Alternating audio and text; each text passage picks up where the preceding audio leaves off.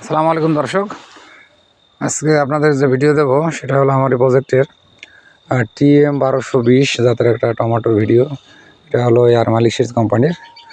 তো দর্শক, আপনাদের কী বলবো, এর আগে যে ভিডিওগুলো দিয়েছিলাম নিচের দিকে অনেক বড় বড় ফল হয়েছিল। তো এখন দেখেন সেই গাছ কিন্তু মাচার উপরে চলে আসছে, একবারে 6 ফিট। আমার 5 ফুট 8 ইঞ্চি, তার থেকে আমার থেকেও 6 ফিটের উপরে মাচা। দেখেন, আমি দূর থেকে দেখেন এই যে রাউন্ড শেপের যে আমরা বর্ষাকালীন যে টমাটোর জন্য যে মাচা দিয়েছিলাম, সেই মাচার উপরে দেখেন কোন জায়গায় যে উপরে যে জাল দেওয়া, সেই জালের উপরে কী পরিমাণে টমেটো এক একটা থোকায়। আমরা তো জানি যে আগার দিকে উপরের দিকে টমেটো সেটিং হয় না।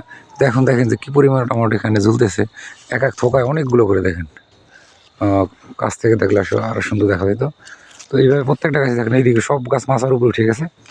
দর্শক, আসলে এইরকম জাতটা কৃষক চাষ করলে লাভবান হবে।